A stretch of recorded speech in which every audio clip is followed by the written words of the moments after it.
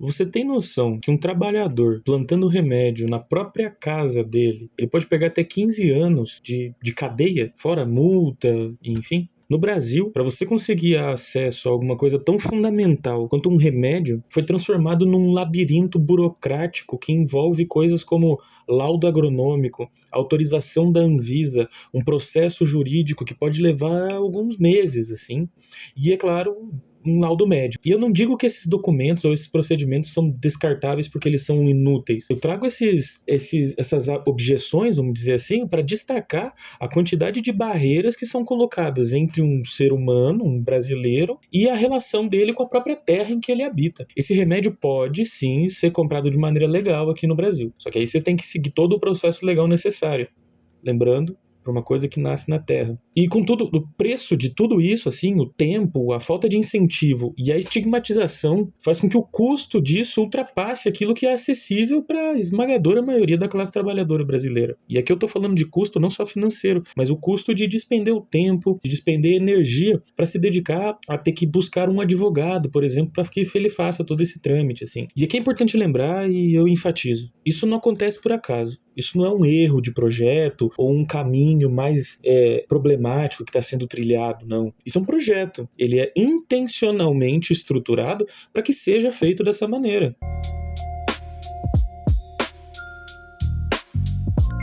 Bom, sejam muito bem-vindos a esse vídeo. Eu quero discutir alguns temas aqui. Eu não tenho a intenção de ter o maior rigor acadêmico, científico, mas eu quero trazer temas alinhados com essa lógica de metodologia científica para ter um parâmetro para as discussões, os temas, os debates e a forma como eles serão estruturados aqui nesses vídeos. Diversas das coisas que eu vou trazer aqui, as afirmações, elas vão ser fundamentadas em artigos científicos, em discussões que estão acontecendo no meio acadêmico, em textos que são reconhecidos pelos pares daquela área, as discussões que estão acontecendo nos meios digitais, né, como nas comunidades online, onde tem cientista, tem pesquisador, tem trabalhadores que exercem atividades profissionais em áreas que são próximas àquele assunto, de alguma maneira, e pessoas interessadas nos temas que trocam experiências e percepções sobre aquilo. Bom, vamos lá. A gente está em 2026, o Brasil ainda não tem uma regulamentação que seja do interesse da classe trabalhadora, ou seja, que facilite, que incentive, que disponibilize maneiras de fazer isso de uma forma que não vai ser absolutamente estigmatizada, seja cultural ou seja pelos aparatos jurídicos de violência que o Estado possui, né? O que a gente tem é um sistema que burocratiza, que desincentiva, que dificulta, que desencoraja e, em última instância, prende e é violenta com aqueles que buscam agir de uma maneira que eles compreendem ser o correto para a vida dessas pessoas. E isso acontece de uma maneira tal qual acontece com a questão, por exemplo, do aborto no nosso país. E é claro, tem que dar as devidas particularidades sociais, históricas, para cada um desses aspectos, mas o que eu estou relacionando aqui é uma questão que tem origens, no caso do aborto, de misoginia, de uma discriminação ligada ao gênero, e a outra tá ligada com o racismo no nosso país, né? E aí depois esse racismo, ele deixa de ser a explícita principal motivação para essa proibição e ele passa a operar de uma outra maneira, mas ele continua sendo uma proibição que age de maneira racista. Então, bom, colocado isso, que tem essas particularidades sociais, históricas, essa burocratização por parte do Estado e essa impossibilidade de acesso tem um filtro muito claro para esses dois aspectos, tanto para a questão do aborto quanto para a questão do autocultivo de cannabis. É a renda que você tem. Isso é um exemplo anedótico, mas é bastante claro. O exemplo do Guto Zacarias, do MBL, que teve um áudio, não sei se vazado, o que foi, qual foi a origem exatamente desse áudio, né? Mas isso é público, saiu em diversas notícias, enfim, o PSOL tá propondo a cassação do mandato dele enquanto deputado estadual do estado de São Paulo. Enfim, esse áudio ele fala de clínicas de aborto que existem em locais onde quem tem dinheiro pode ter acesso e como que essa clínica vai ser diferente daquela que a maioria das pessoas vai recorrer. E note aqui, a diferença é a renda. Tá ligado com o quanto de dinheiro você tem. É de quanta grana você tem para ter acesso a algo que deveria ser universal. E aqui eu cito outras coisas que deveriam ser universais, mas que são limitadas, são filtradas a depender do tanto de renda que você tem. Ou acesso à herança que seu pai vai te deixar, ou sua família vai te deixar, ou coisas universais como moradia, alimentação, educação, saúde. E aqui, o exemplo que eu tô querendo conversar é o cultivo da sua própria medicina, se for do seu interesse, ou de ter acesso a isso de modo regular, claro, barato, seguro e com controle controle, de alguma maneira. A burguesia tem muito interesse em criar determinados mercados, porque isso gera escassez, gera violência, morte. Isso sempre coloca a classe trabalhadora em um lugar de refém. É absolutamente necessário que existam periferias por um país para que a classe trabalhadora, mesmo aqueles que conseguem morar em um condomínio com a suíte, com um ar-condicionado, que o cara tem uma segurança 24 horas, que o cara tem um carro do ano, que ele tem alimentação garantida para aquele mês ou para o próximo e para dali uns 6 meses pelo menos, que esse cara tem uma grana guardada. É importante que essas pessoas, que aqui no Brasil se convencionou em chamar de classe média, que inclusive é um discurso que faz com que essas pessoas não se sintam classe trabalhadora, né? Que elas esqueçam que elas fazem parte direta dessa classe trabalhadora, mas o medo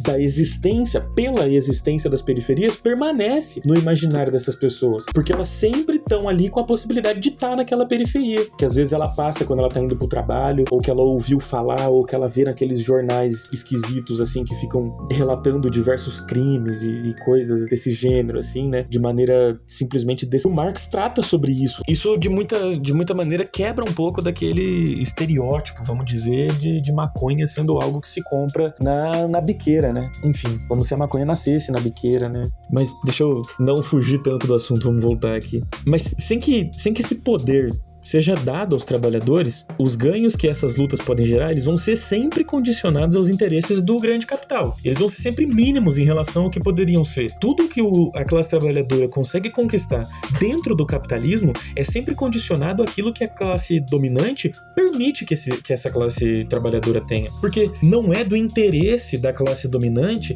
que determinados aspectos sejam tomados da sua mão. Vamos dizer assim, né? A própria estrutura da sociedade capitalista não pode ser tocada de maneira nenhuma. A própria ideia de propriedade privada não pode ser tocada de maneira nenhuma. Quando alguns cultivadores falam sobre o grau sagrado que a cannabis tem, e muitos cultivadores têm esse discurso, e isso é interessantíssimo, eu acho muito válido, porque, na minha percepção, isso é uma forma de você olhar para a própria realidade de uma maneira que busca sair dessa cosmovisão que o capitalismo nos ensinou, que é essa ideia da propriedade, assim. E quando as pessoas tornam determinada coisa que no capitalismo é vista como um produto, no caso a própria maconha, ela é uma forma de você subverter isso. Então sim, é uma maneira de resistência, você interpretar o mundo de uma maneira que ela é mais espiritualizada, sabe? Não necessariamente precisa ser, mas é uma maneira de você quebrar essa cosmovisão. E isso me remete muito ao Krenak, assim, ao Ayrton Krenak, e a esses textos, assim, dele, eu recomendo absolutamente todos daquela edição, daqueles textos de bolso que o Krenak lançou, assim, que são extremamente interessantes, assim, porque ele traz essa perspectiva que busca fugir da perspectiva ocidentalizada e já absolutamente capitalista. Então é isso que eu queria apresentar, que os ganhos dentro do capitalismo, eles vão ser sempre condicionados aos interesses do grande capital. Então eles vão ser sempre mínimos em relação ao que poderia ser. E aí agora voltando pro aspecto contemporâneo, a burocracia que existe, ela não é um erro técnico ou um fruto de uma disputa de conservadores que se preocupam com uma legalização que não vai fazer mal pra ninguém. Os caras não estão preocupados com o fato de que se determinadas pessoas utilizarem maconha de determinada maneira, essas pessoas vão ter determinados efeitos que podem ser problemáticos para elas.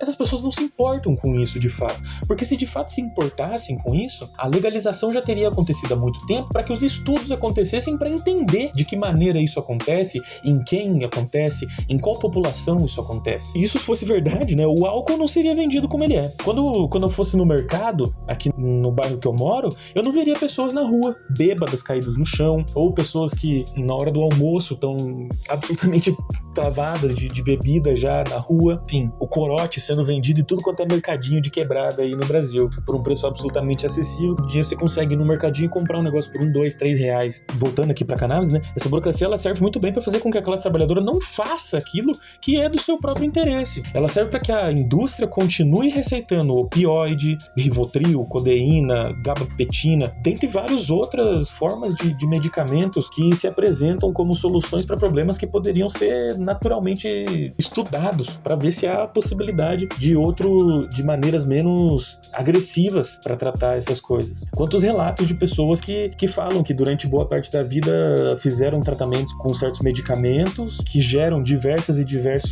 efeitos colaterais e que em certo momento a pessoa passa a ter um tratamento com cannabis, com uma quantidade determinada de THC, uma quantidade de CBD, e essa pessoa passa a ter uma melhora na qualidade de vida incomparável. Enfim, muitos ativistas relatam isso, né? Muitas pessoas entram para esse ativismo devido a isso, né? Bom, os medicamentos que poderiam, né? Esse medicamento que poderia muito bem estar sendo plantado na casa das pessoas, ou, na minha percepção, melhor ainda, se estivessem sendo plantadas em hortas comunitárias, cuidadas por um coletivo de pessoas que partilham daquela horta, não só para esse tipo de remédio, mas para absolutamente tudo aquilo que elas usam no seu dia a dia. Enfim, eu espero que o tom dessas falas não tenha feito com que pareça algo muito grande e inatingível, assim, em relação à possibilidade de mudança. Eu gostaria que isso aqui tenha mostrado uma perspectiva que faça sentido para com que os seus interesses enquanto classe social sejam representados. O seu interesse enquanto trabalhador, trabalhadora, enquanto pessoa pertencente à classe que tudo produz do capitalismo, que é a classe trabalhadora. E que isso incentive a se organizar e disputar para que essa pauta e diversas outras que são do nosso interesse, como por exemplo aumento de salário, garantia da moradia, garantia de saúde, de alimentação, de transporte, de emprego, de educação, de acesso à arte, a entretenimento, sejam garantidas para que a gente possa viver num lugar melhor. Bom, a ideia toda era essa. Em algum momento eu falei que o vídeo, que isso aqui não duraria mais do que 10, 15 minutos e vai acabar durando quase 20, mas eu acho que tá tudo bem. Enfim.